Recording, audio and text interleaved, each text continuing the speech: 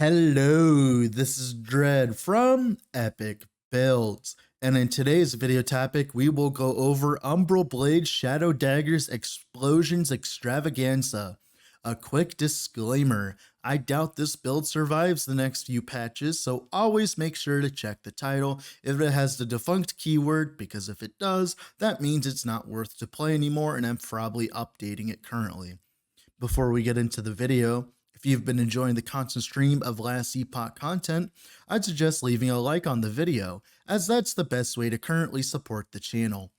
So for Shadow Daggers, it's had a long and confusing history. It is by far one of the strongest mechanics in the game, especially when it was released, and Shadow Dagger effect not only affected the damage, like it does now, and affected the amount of stacks needed to proc it. It means any way to apply it consistently on mobs have been drove into the ground with nerfs, specifically Smoke Bomb and Shadow Cascade. Then for some reason they released Umbral Blades. Umbral Blades is an amazing skill, and when it was released there was a bug that allowed you to have multiple spinning blade storms, way more than intended. Now after a few hotfixes, it now has a cap like it was supposed to, meaning you could only get to 3 blade storms. This means the rest of the skill tree can be utilized again for Umbral Blades, and that's why we spec into explosions. Umbral Blades has a node inside of it that makes it so when any part hits an enemy, it applies a stack of Shadow Daggers. It also requires us to use a dagger to apply these stacks, so I opted in for a smoke weaver for extra dodge flat, but you could technically use any dagger you wanted. This requires 4 triggers of Shadow Daggers, which is an attack that always crits, has scaling with throwing and melee tags, meaning you can run flat damage from both, as well as crit multi and increased damage, and has a large amount of added damage effectiveness. It also has a mod on gear and idols that can give it more damage, Shadow Dagger percentage effect, meaning the damage can be ramped up significantly. The damage you see in the video is potatoes versus some of the damage you can actually achieve with Shadow Daggers. This is just a showcase of what a normal person with normal playtime can achieve. The explosion part of Umbral Blades, it leaves a blade on the ground for 0.5 seconds and increases in AoE in damage per second it is on the ground until it either explodes after 3 seconds or when an enemy walks over it and triggers it. It also triggers after the arming time if you lay it directly under an enemy or boss. This is by far one of the coolest things I've seen in this game since I started playing close to 2 years ago. The graphics on this are absolutely beautiful, and I really hope the rest of the game gets the same treatment and detail the explosions have had. We of course use the Bladestorm part of Umbral Blades, meaning that we get extra hits for Shadow Dagger, but it's limited to 3, so all the extra blades we throw become explosions instead, but they are insane on single target and help us nuke bosses much faster than just explosions. We also have the node that drops an Umbral Blade after a shadow fades. This is whether when we use it or when they time out. Meaning when we Sync Strike, we not only get the original throw and 4 extra Umbral Blades thrown by the shadows, we also get 4 more that are dropped where those shadows were, meaning every time we Sync Strike and use Umbral Blades, we drop 9 blades on the ground, which if you are on a single target gets really ridiculous really quickly. I've rambled about this for long enough, let's get into the video, shall we? Alright, here we are in game with the build here. So for the skill rotation, for normal monolith gameplay, you're probably going to be just using Sync Strike and then throwing your blades. Now, of course, on bosses, you're going to be wanting to sit right on top of the boss, use your Sync Strike so that all your shadows are around the boss, then throw your daggers, right? Now, that will lead you to throw a bunch of daggers and, of course, do a lot of hits, as you can tell here. Just absolutely disgusting, right? Now, for monolith gameplay, you do need to remember Sync Strike does actually cost mana, so you need to utilize your Umbral Blades a little bit on self-cast, like when you're running through the monolith, to maintain that mana cost, which is completely fine. Now, of course, on a single target, what you want to do, place down your Smoke Bomb, because it'll give you a lot of more damage, and of course Sync Strike and then Umbral Blades. And as you can tell, the damage gets absolutely ridiculous. And as long as you hold down right click and Q, you should be completely fine. Now this build is a little glass cannony, the way I set it up, just to showcase how dumb we can get the dagger damage, but you could very easily dump a lot of the stuff that I'm running. Like for instance, we don't even technically need to run a katana if we don't want to. Uh, we can technically just not run it and do plenty of damage anyways, and just run a shield instead and be much tankier. But I opted in for damage because I am, like much other people, a damage whore. So going back into the build here, let's talk about the skills. So Umbral Blades itself. So we take 4 points into Dawnfall. You have a chance to gain a Dust Shroud when you use Umbral Blades and hit at least one enemy. This is very strong for us because since we're forced to use a dagger, it means we can't run double swords like your normal setup for Umbral Blades, because it means we get Dust Shrouds, which will increase our dodge and our glancing blow chance. As you can tell here, gives us a little bit of dodge and glancing blow chance. And that's most of our defenses because we can't run double swords for glancing blow. Then, of course, we take 1 point travel into precision cuts. It throws at the target location, right? And then, of course, 1 point into explosive blades. It makes it so that whenever we throw down a blade, it will explode, which is really cool. And of course, 4 points into burst of agony, which makes it so we gain more explosion area per second. This ramps up to 240% before it explodes, or the 0.5 seconds when it arms and explodes. This is just pretty much 40% more damage in most situations. And of course, obviously leads a little bit more of an explosion, right?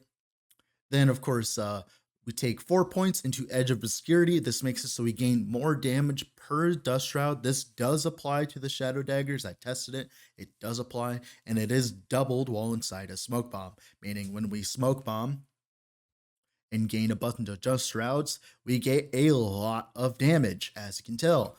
So this is pretty ridiculous, and I have no idea why this actually applies to Shadow Daggers, but whatever. And then of course, at this point, Umbral Remnant, this makes it so whenever our shadows expire, meaning whenever I create a shadow, as you can tell there, when I utilize a skill, it actually drops another another Umbral Blade here, so that we double dip. So when I do a Sync Strike here, as you can tell, it even makes explosions there as well, which is really, really nuts.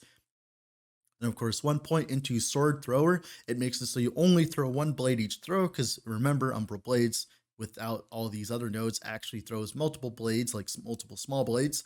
But of course, we do this. This applies to the Shadow Daggers. This applies to everything you do, including the explosions. And also as well, this large blade does improve the AoE from explosive blades for some reason. And of course, 1 point into Lethal Darkness. It makes it so Umbral Blades hits any hit.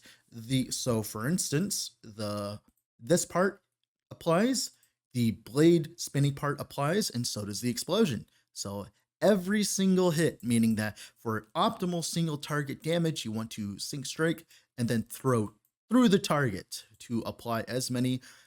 Well, you obviously want to throw right, kind of like right here, and that will give you the most amount of Shadow Dagger stacks, which is really cool that's even a thing.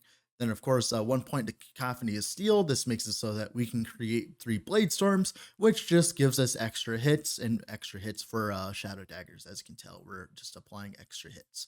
It's just a few extra hits, but the thing is, since we're creating so many blades constantly, the Blade Storm doesn't last for the entire time on a single target because of the thing, but all it does is just give us an extra hit before the explosion. So as you can tell there, we're just reapplying the Blade Storm anyways, so it doesn't matter that it only lasts 0.5 seconds. So it's just literally extra hits for Shadow Daggers.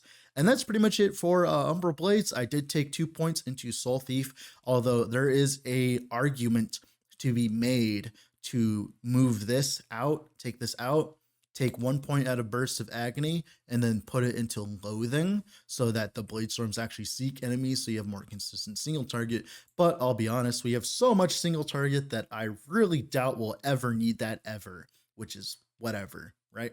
And that's pretty much it for Umbral Blades. Now, our Smoke Bomb is actually our stereotypical utility setup. The main reason why we're running it this way is because we want the Dust Shrouds for the more damage, obviously. And of course, always the Silver Shroud is always nice against bosses.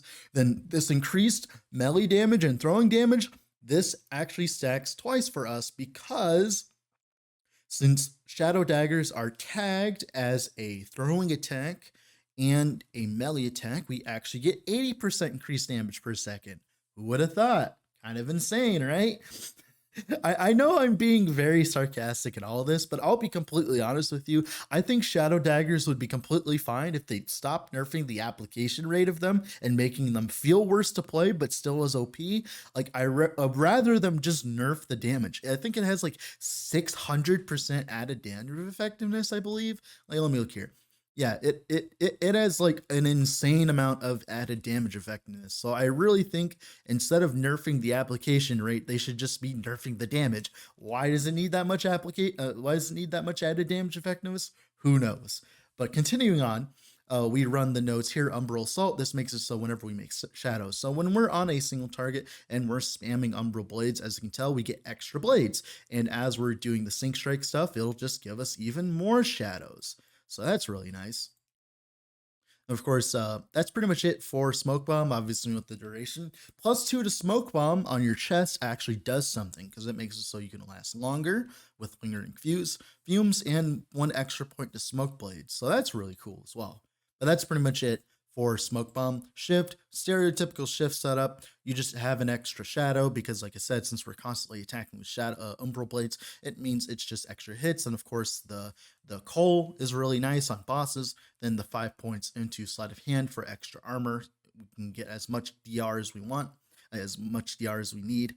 And of course, 1 point into Shadow Slip, so we're invulnerable while shifting, so we can dodge stuff. Now, I am running a Smoke Weaver, which makes it so that I can dodge much more consistently, but technically you don't need this. You don't need this at all. It just helps a lot in terms of maneuverability and stuff in boss fights, but you don't need a Smoke Weaver. You could run any other dagger and actually probably do way more damage than I'm doing currently. The only reason I'm using a Smoke Weaver, because I can show you right now, look at that dodge difference. That's why I'm using a Smoke Weaver. Then of course, shurikens. This is your stereotypical shuriken setup. You do not need a +2 to shurikens. It just, my helmet ended up being like that, so you do not need a +2 to shurikens at all.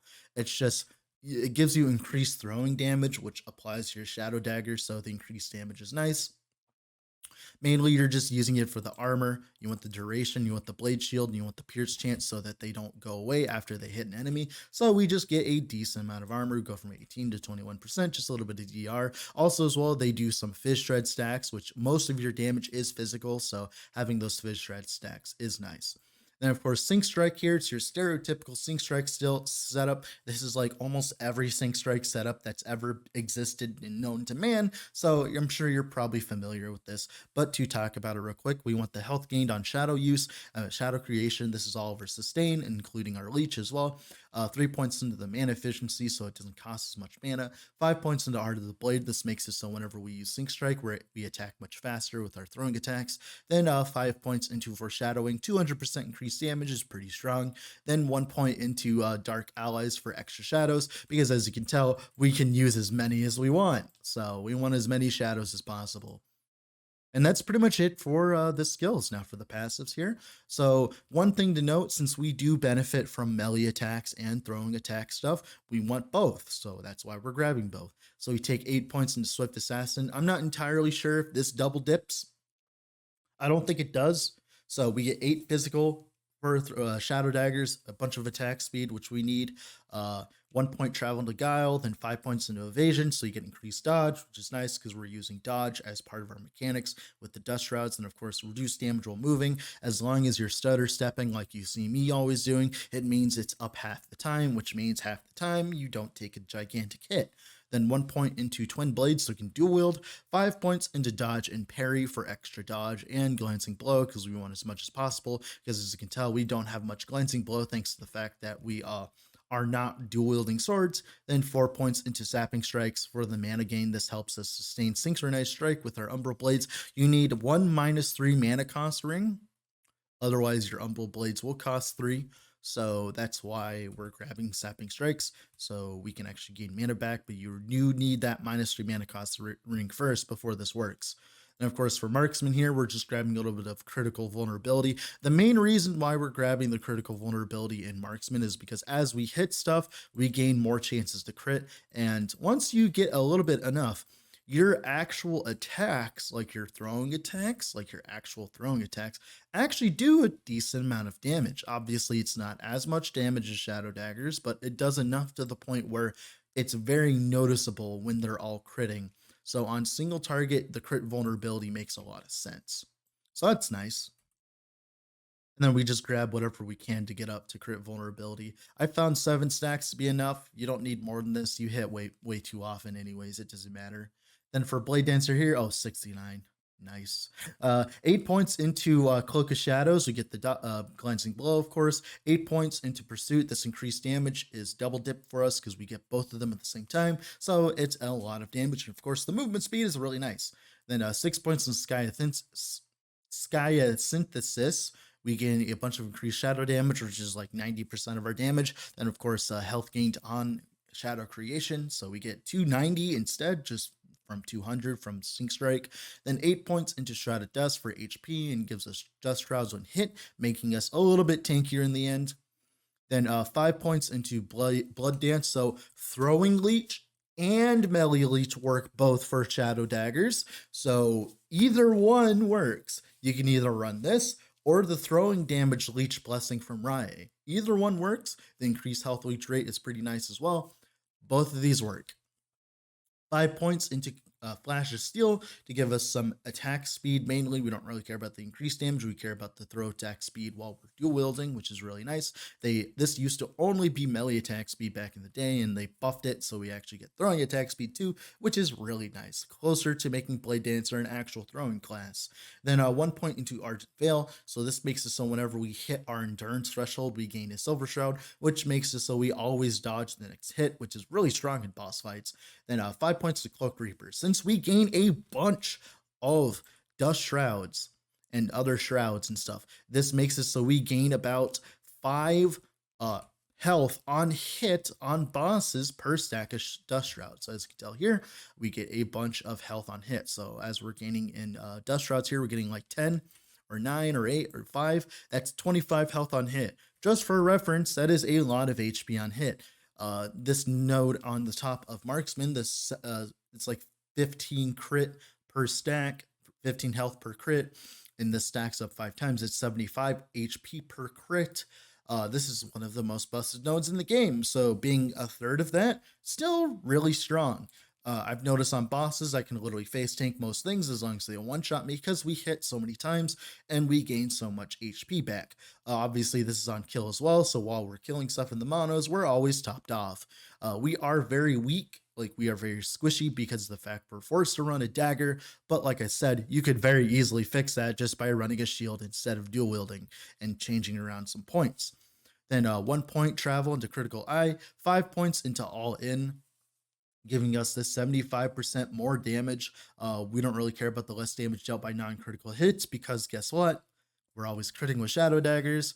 Then 8 points into Death's Door to give us even more chunk against enemies so that we don't instantly die. Then eventually we're going to want to be putting 5 points into the Shadow Dagger damage here. I'm just level, I have to like mess around with some points to get that. But yeah, you do want the extra max shadow because if you do that, you'll have 4, but you can always have an extra one from, what is it called? From smoke bombs. So you want the extra shadow just to make sure you're never like kind of like screwing yourself over on shadow creation, right? And that's pretty much it for the passives. Now for the gearing, just so you know, I put a lot of investment into my gearing this time around. Obviously, you could change this. This build works completely fine on a budget. It's just I have a few things that you might not have. Like for instance, this helmet. This helmet's really cool. You don't need it. You could run crit multi-base. You do want the Shadow Dagger effect. That's the main thing. Then, of course, the increased health, the endurance. Everything else doesn't matter. Like, as you can tell on my sheet, I have way too much physical resistance. So it's like, well, no point, right? This is just for other builds that I plan on playing. Amulet, throwing damage, throwing damage percentage works. And, of course, the throwing attack fire damage applies to your Shadow Daggers as well. This is actually your perfect amulet, in my opinion. This is like what you want to be going for. Even has the perfect roll implicit. Then, of course, Smoke Weaver. You don't need a Smoke Weaver. You could use a regular dagger. I'm just using it because I like the flat dodge.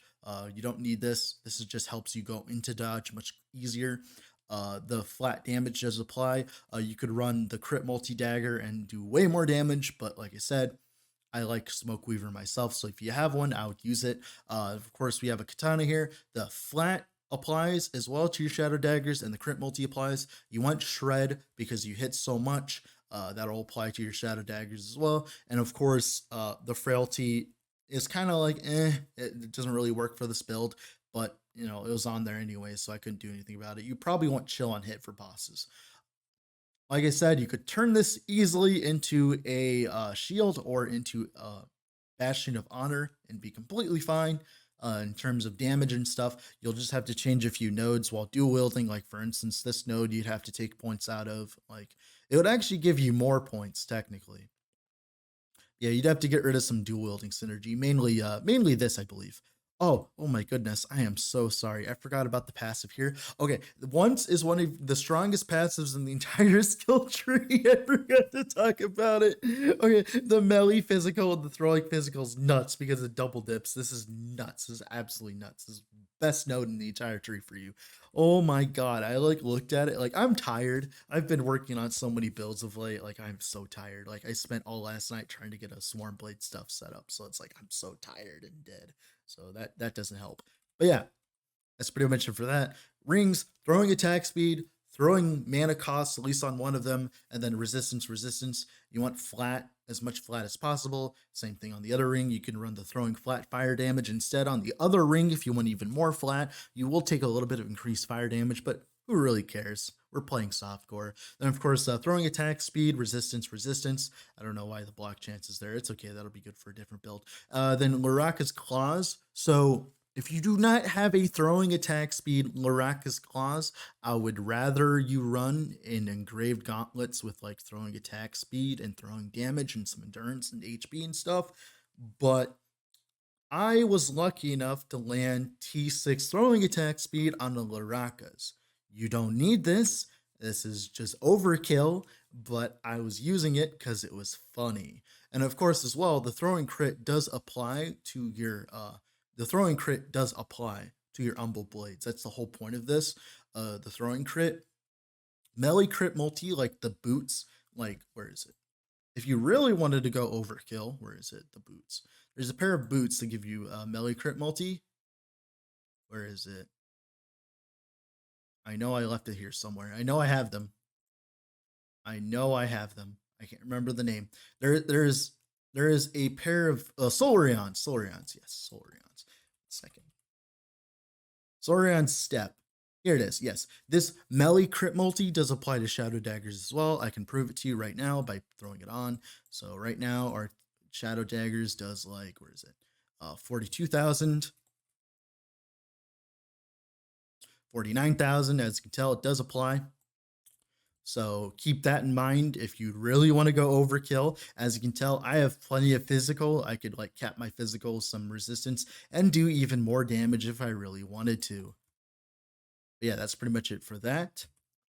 And that's pretty much it for gearing. Idols, you want Shadow Dagger effect. My problem is I didn't have any Shadow Dagger effect. You want Shadow Dagger effect everywhere on the chest. You want mana efficiency with Synchronized Strike and HP as well. Like on the Relic, you want crit multi, throwing attack damage, resistance. Like the boost, obviously you want the movement speed, the HP, the hybrid health, and the crit avoidance. So you're capped on crit avoidance so you don't die. Like there's not really much to be said about this build. It's like kind of just the same Shadow Dagger stuff that we've known for a while. You can run crit multi while dual wielding as well if you don't have Shadow Dagger effect, or you could be like me and use your idols for resistances because you're lazy. But yeah, that's pretty much it for the build this time, guys. Sorry, I got a little bit rambly there at the end. Thank you so much for watching. Have a wonderful rest of your day wherever you're at, and bye.